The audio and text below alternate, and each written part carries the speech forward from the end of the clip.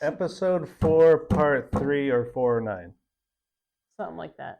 Many apart. When we last were talking with you about this, we were just leaving a restaurant that sold underwear.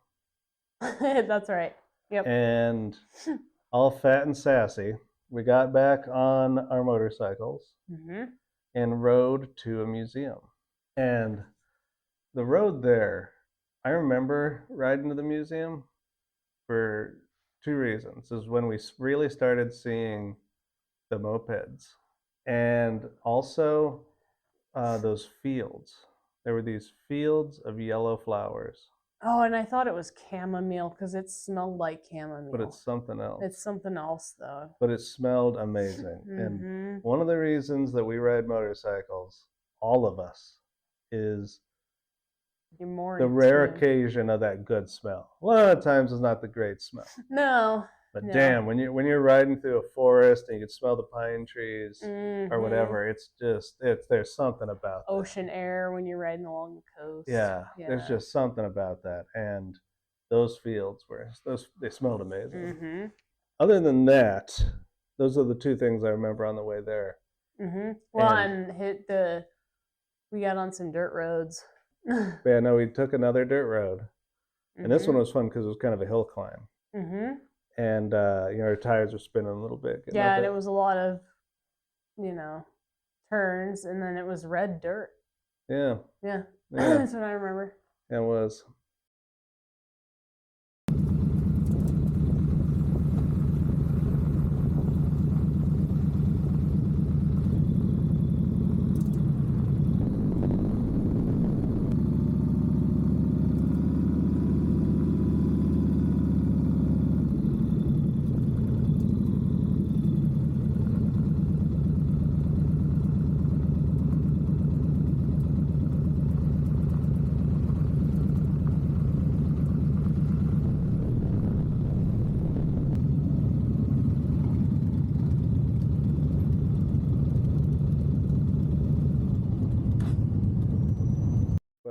We weaved our way through the woods. We hit all these tiny little towns and ended up at this museum, which was a windmill-powered sawmill. And this old guy that had been running it, or I think it was like a family. His grandpa. Right. It was a family mill. Yeah. For that he ran, but ran it on wind. Yeah. At that point. Yeah, we learned that Åland Island doesn't have the water flow like Sweden did. So Sweden used water mills. They had a lot of water wheels. But Åland didn't have that, so they had to use wind. And the sawmill was a reconstruction. He found exactly where the original sawmill was built and rebuilt it there with the old mechanical parts. The sawmill had long been taken down, but so he rebuilt that. Yeah, and then but of course, they don't get as much wind as they used to, is what he was saying. So he ended up hooking it up to electricity so that he can run it, for presentations. For yeah, and for when people come to visit, he can run it. Yeah. Yeah, I wonder how efficient that is. I don't know. Yeah, because it wasn't a very big electric motor. Wonder how an electric-powered wind sawmill. They're just spinning the mill. True. I mean, you're just giving it a little bit of momentum, and then it would. I don't know. Yeah.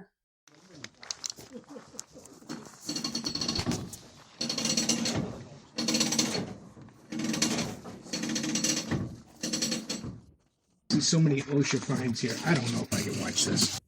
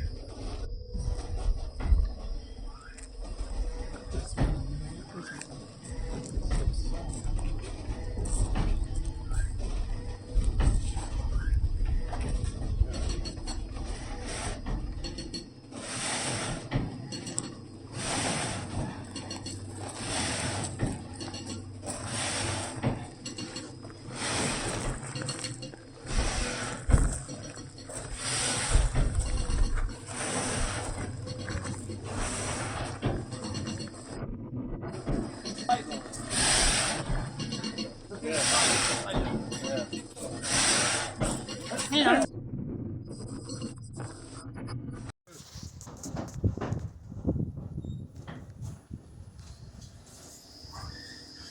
då snurrar vingarna med. Okej.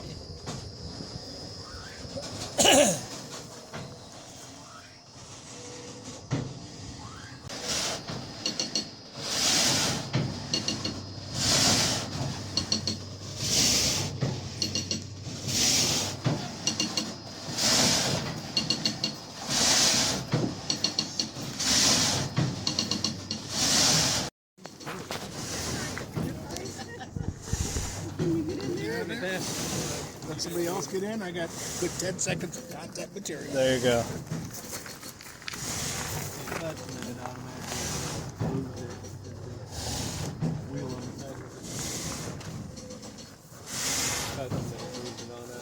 Cutting the square board.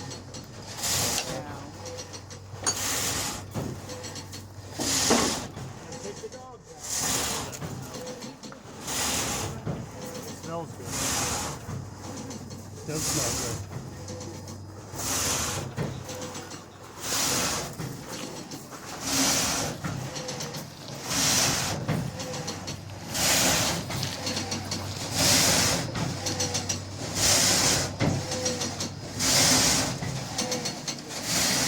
So we all got to see this windmill, run. He did a demonstration for us. But when you first pull up, off to the left, he's got some oil run tractors. But they're all not all of them, but a lot of them are brands we've never heard of. And a lot of Russian tractors, they're pretty close old school Russian tractors. And something I'd never seen before, I'm sure, some of the colder states had seen it. But he had the tractors had little screens that you could roll up and down in front of the radiators. Yeah. So you could I cut remember them that. off. And I remember it was Johnny or Per both saying that they had that with their Volvos, and their cars would even come with that. Mm-hmm. So you could shut the thing off. Yeah, in Wyoming, we used to just do it with cardboard. Yeah, cardboard and zip ties.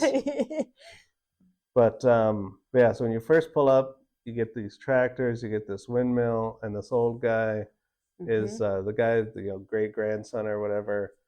And I love these little things where you get to just meet these people that just know too much about something strange. Well, and it's their own personal collection. Like they got really into it and just collected. Yeah, I mean, and these were all family heirlooms. These were all just, this windmill. A lot of this was just stuff that his grandfather used. Yeah, I mean, he acquired. So. Yeah. But yeah, he started up the windmill, and we all got to see like how it would have operated, at least with like all the gears connection. Your dad was really enjoying it because he's a carpenter. He's a carpenter. He's a carpenter, so.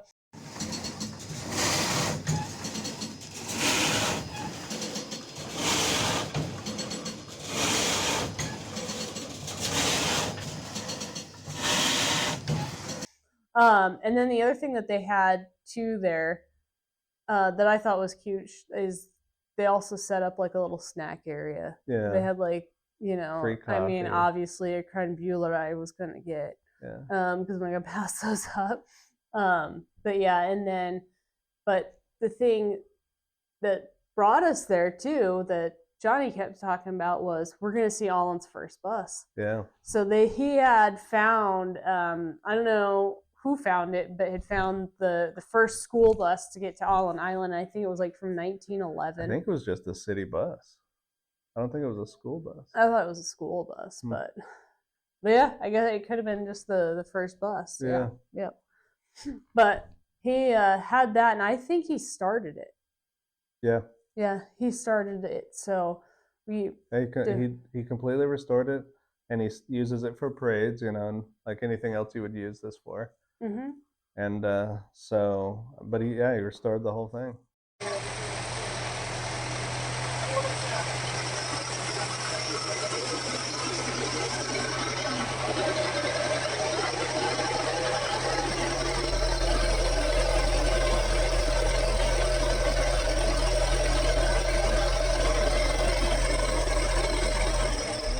Yeah, and then like I said, he had a large collection of tractors, and we went through them. And it's funny because I come from a town that was all tractors, and I ran away from it as fast as I could, and then here I am, like, oh my goodness! I know. You can't fight it. No, so we did find that like he had a Fergie, like our Ferguson. I think it was like a 54 or something like that. It was literally right around there. Yeah. But as you stated, there was brands that we never heard of. But I like this really skinny one, a Bolander Monktail. And so I had to look it up what it is. It's a BM10, and then I found out that it's a 2-stroke hot bull diesel engine, which is why it was so skinny. It kept me skinny because it was just so odd. Just the whole the engine was just flat. Yeah, and so kind of tall. And tall, yeah. It's just unusual looking tractor. Yeah. So I mean, there was Volvo was on some. Yeah. And it's kind of odd to see that on a tractor, but. And then he had like a whole wall of fishing motors. Boat motors. Yeah. And then he had another corner of like one of the shops that was, you know, older equipment that was like horse-drawn type stuff too. Yeah. He had some wagons in there. And then he had, next to the bus was a couple other, I think he had a fire engine, a Dodge. What was it called before Dodge? They had. It was Dodge, but they called it something different. It was another. It used to be its own company, and Dodge bought them. Yeah. And that truck was the first year. The truck that he had was the first year where they had to put the Dodge label on it. Yeah. But I can't remember. Yeah, this is what we get into holes on this. I know. But yeah. Yeah. And and it was fun too because they had just an outhouse, and so that was also fun. So. I think I can't remember when someone in our group was like, "Nope, I'm just gonna go in the woods." I mean, he tried to doll it up, but it's still just a hole full of shit. Yeah, yeah. What kind of person do you think is like, I'm gonna go tear up this museum's fucking? I mean, the only way is like if you really had to go. I would hold it. I mean, you gotta go. Then just imagine walking in there and just be like, "Fuck, I'm about to tear this." Like, I can't even tear it up. It's just a pile of shit. There. I can't believe I have to sweat it out above this hole. I don't know. Yeah, that was my thought. But yeah, that was fun. Mm-hmm. And we stayed there for a little bit too. I would have liked to stay longer, obviously. Yeah. And I think the last thing he did before we left is he had a bunch of hit and miss engines as well. And there was one that he had restored, a bigger one, and he had started it for us. I think that was the last thing we had him do that before. I want to say before it was getting dark, but I don't think it was getting dark. In my mind, I'm thinking. I remember it's getting fairly late, but yeah. I don't think it was. No, it was definitely daylight. Yeah, it had to be because it was daylight 100% of the time. Mm-hmm. We never turned our lights on. There was no reason. I know, seriously. No reason to.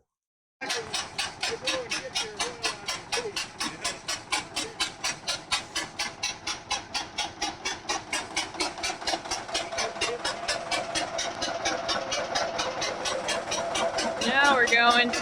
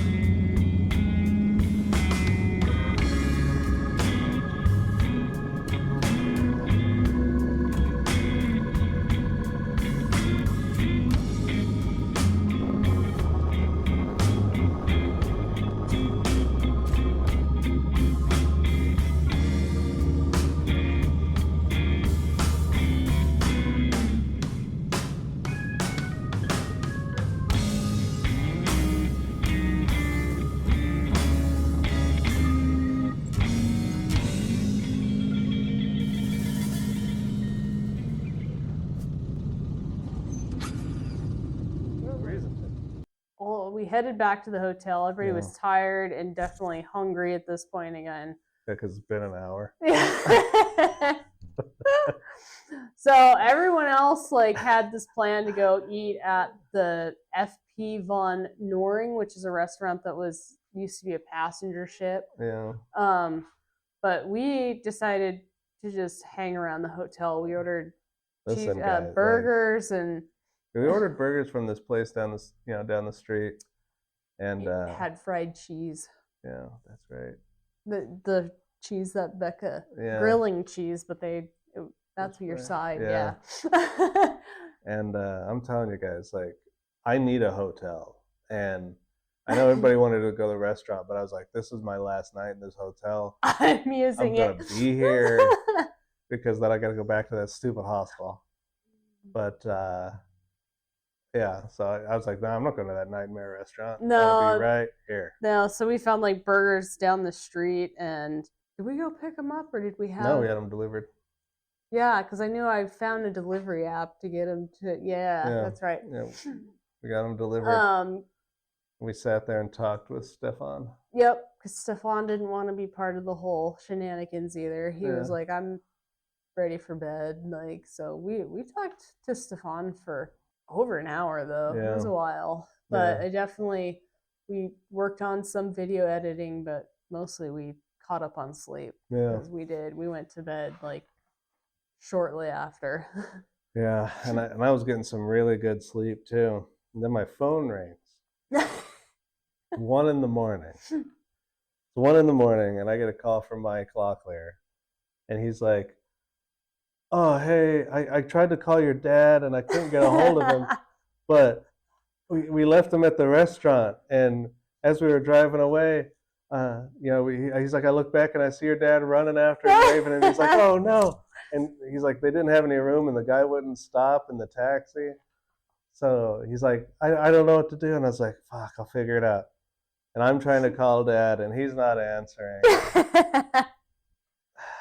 And all this stuff. And I'm like, oh, fuck, I can't believe, like, I'm going to have to go down there. Like, I'm going to have to ride down there and try to figure out where the fuck he's at. Or, like, can we get him a hotel? I know. And then, but luckily, he did show up. I got dressed, went down there. And he did show up finally with a couple other people. They got him another taxi. But yeah, they made it. Yeah. So, but yeah, that was just like another. I was trying to get some sleep. Yeah, and then I can't remember if it was this night or if it was the night that we rolled in that they were up late and they were talking and being loud. It was every night. The team was being loud, and they literally told them they'd like go to their rooms because we were sitting outside, and the guy came out and was like, "We're getting calls from people who think you guys are fighting." But I think it was after we went to bed, because we went to bed. I was out there for a little longer than you were. Yeah.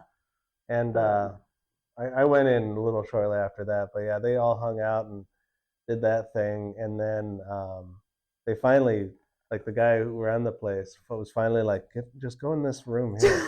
And there's like a visitor room or something, and so they just hung out in there till whatever o'clock in the morning. Rowdy Americans. And apparently you're not supposed to drink outside in Finland. That was a thing, and so we're all just out there doing our thing, and but what can you do? And then finally I got some sleep. You got some more sleep. Your second and last day in the hotel. That was so good. So here we are, everybody. It is about 9 o'clock at night right now, and the sun's about, if we were in the States, I'd put it at the 5 o'clock position. But yeah, it's almost 9 o'clock, and trying to get ready for bed, but that's not working, and the mosquitoes are going pretty good.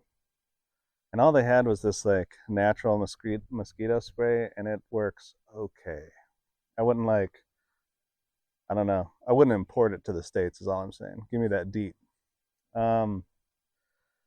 But other than it being 9 o'clock, it's also, we're on an island. We're on the Åland Islands, and the other thing I'm going to do, besides swat mosquitoes, is I'm going to mispronounce a bunch of shit.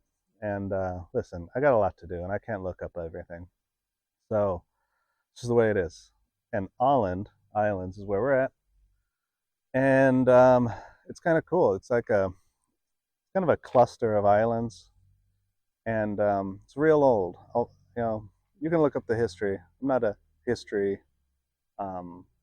This isn't a history YouTube channel for island history. So you look that up. Look at that. Remind me to tell you about those. We went and saw the castle from Åland Islands, and that was pretty cool. Did a bunch of riding around. Took a ferry over. It's a big ass ferry. And then we also, we went and saw a sawmill. And the sawmill, there's a wind-powered sawmill. Remind me, I got to keep telling you about those little tiny cars. But it was a wind-powered sawmill, and that was pretty cool too. We had a big collection, including a Ferguson. But so the ride's going really good. Everybody's in good spirits. I'm finally getting into a good groove, and feeling good about it.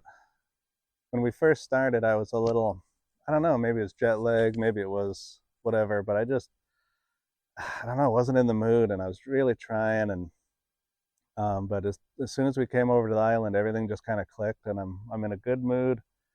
And the ride update I'm going to give you is me getting used to this motorcycle. I mean, it's still hard to steer, and it's still hard to, you know, work around, but I am starting to like it. I'm getting used to its quirks, you know, as you do, and I'm getting comfortable with it, and it's actually working pretty well. So it has been going pretty good. I think it could use a new set of tires. I think with a new set of tires, it would really wank this up a little bit, maybe make it easier to steer. But yeah, it's been fun. It's been good. The only thing I'm gonna talk to you more about is those little cars. They have these little tiny cars out here, and they have 2-cylinder diesel engines and a top speed of like 45 kilometers, whatever, an hour. And they're real slow, and they're kind of funny, but they're everywhere. And from what I'm getting through translation is you don't have to like register them. It's kind of like a car moped, like, you know, when you're 14 and you can have a moped, and then you know, you don't have to license or insure it. It's that kind of thing, but with cars. And if I was a young person, I'd love the shit out of it. But now that I'm an old person, what's funny is they drive down the road, but they only can go this slow, so they have to, and they'll back up traffic, and then they get to these little pullovers. They pull over, everybody rushes by, and then they pull over and back up traffic, and so they're funny. I'm enjoying watching everybody get pissed at them. But if I get a chance, I'm gonna try to look into one. Like, if I find one, I'm gonna look at it and see what's going on there. Because I also saw a Volvo, like an old Volvo with the triangle on the back. So I don't know if it's like also just any car that's been modified to not do over 30 or whatever. So yeah, I want to see if I can find one of those. But the bike's doing great, and there's a little trick to starting it, but I've gotten that down pretty well when it's cold. And to the owner of this bike, if you're watching this, I bought, like 20 years ago, I bought some rain gear for motorcycles, and they've been surviving 20 years. I had them on your bike for 5 seconds, melted straight to the exhaust. And I know, and I'm sorry, okay? I'm sorry. And I am going to clean it. I'm going to try my best. But just know, I'm genuinely sorry. And I have no idea why my rain gear waited 20 years to melt on your exhaust pipe, but it did. What can you do, right? But the bike's cool. It sounds amazing. It runs great. And I hope you're proud of it. And I really appreciate you lending it. I know we all do. I think he's friends with Broden's son, so I really appreciate it. I know that lending your bike out can be tricky, and just know that I'm taking care of it, and I'm doing my best.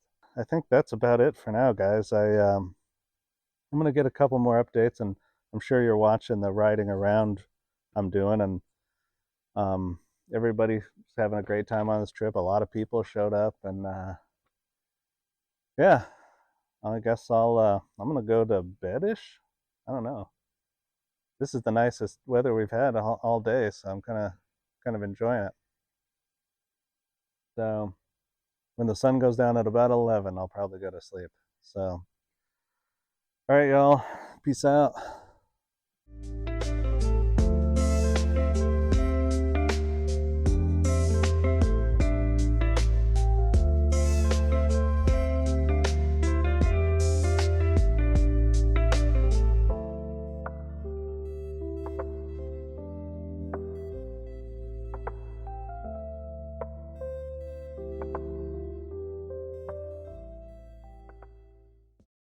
We didn't do much the next day, really. We kind of all meandered our way out of the hotel. We didn't have to check out till noon, so I think everybody was utilizing that time to sleep and catch up.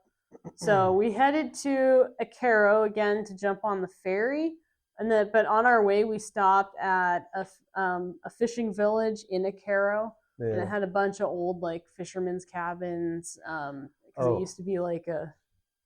That's when we passed the other hotel. Remember that had Åland Islands #1 Elvis?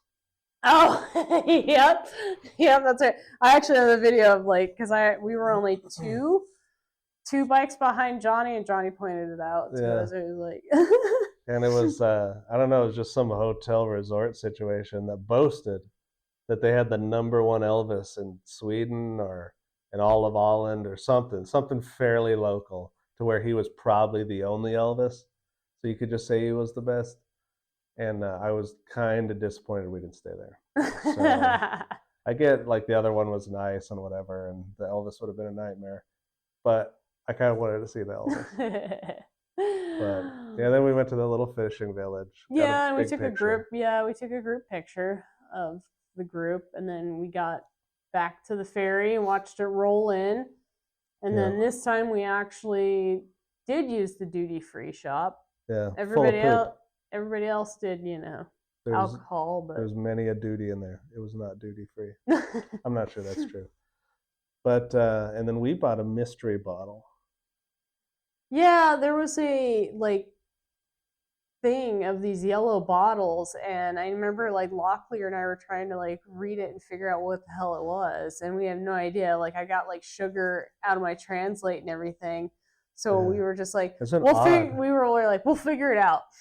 I was like, it's just kind of an odd yellow bottle, and it was kind of just hanging out with the candy and stuff, and I was like, it looked like soda or some drink is what we were thinking. Yeah, but it was real weird. But I was like, fuck it, it's like $4, let's just buy it.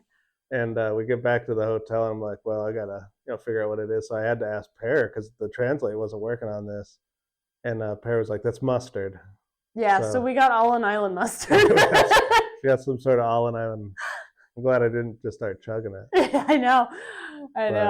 But then we did buy like a big giant bar of like Åland Island chocolate too. Yeah. Because we hadn't had chocolate for a while. So yeah, for a couple days. And then Dad bought a big old thing of candies, licorice and candies. Yeah. Yeah. Yeah. That was what we did take that time. Yep. Went down to the classic Gimo restaurant. Yeah, so into the night at the Gimo restaurant like we do. Yeah. So the ride back is very uneventful. Yeah. Everybody was just like, let's I mean, I did get to ride Sandy rode the ferry over. Rode the ferry over and the island day.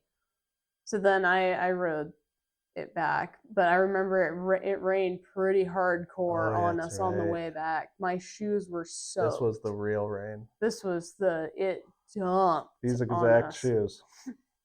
And yeah, we were all just soaked and pissed. And no, we didn't go to the Gimo restaurant. Is that when they brought up the pizzas? Oh, is that when we? Yeah. When we ordered the pizzas that night, because we were like, Johnny, can't they just deliver? We don't want to go down. Because that's right, it was like really downpouring, and we didn't want to go over there. Yeah, and nobody knew what the hell we were talking about. Yeah. So Johnny had to like explain it to him over the phone and be like, in America, they deliver pizzas to your door. You just make some pizzas and then bring them up here, and then we will give you pay money. you more. Yeah. We'll pay you more money to bring them. Yeah, that's when we ordered the pizzas. Mm-hmm. And we all got a little drunk. But Whitney learned. Oh man. So I came in and Ernie made he was like, oh, have you ever had a mini beer? And I was like, what? Let me make you one. And it's the 43 liquor topped off with, I think we were just doing half and half, just the half and half from the, oh, it's so good. And now whoever bought that, I'm stuck now. Yeah. I love liquor 43 now. That's all I want in my pantry. Yeah, no, and it's really good. It's so good. I'm not a big drinker. No, we don't drink hardly at all. But that's actually we went to the store today to buy liquor 43. We bought the medium-sized bottle because we are committed. Yes. To this. So yeah, whoever brought that, I thought it was Doris. Was it Doris? Well, if it was Doris, congrats or Ernie. Thanks. Yeah. Whoever bought it, it was. Yeah, whoever the hell bought that. Fucking good. Yeah. And we're saying this because I always thought I liked Kahlua. I bought it, and after 2 years, it's still in there. Yeah. I drank once in a while, but we literally went through a liquor 43. For us, going through a bottle of liquor in a month. No, it was like 6 months. Was it 6 months? Yeah, Seriously? it had to have been. Well, because we bought it right after. No, I bought this one down at the local Ramona joint. Yeah, we've had 2 since we got back from Sweden. So it's probably 2 bottles. Couple months, but yes. But still, 2 bottles of alcohol in that amount of period. Yeah. That's a lot. That's for insane us. for us. I know you're all probably laughing right now, but that's true. Not out. We don't drink. No, I go through more doobies than I do. Yes. Than I do booze, but yeah, that was really good. Yes. And then we slept. Yes, we slept. Everybody was. We'll just say that rain was intense on the 10th. I think it was that day. It just got. So we were all cold and wet, and we had to change our clothes, and we knew we had to sleep in those beds. And that's why we wanted the pizza delivered. The rooms were all hot, wet, and there's shit in the toilet with other people, like an animal. Yeah, because I remember we turned our heater up and opened the window to see if we could dry our clothes in there. It just made everything weird and moist. And weird, yeah. Ugh. Mm-hmm.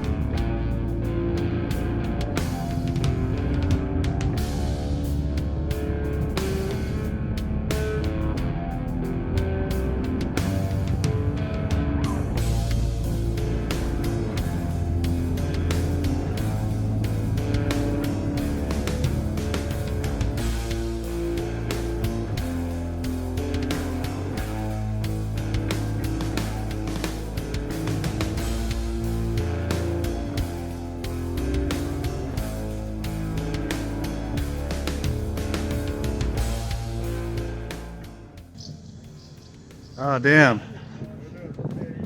I put my money on left ramp.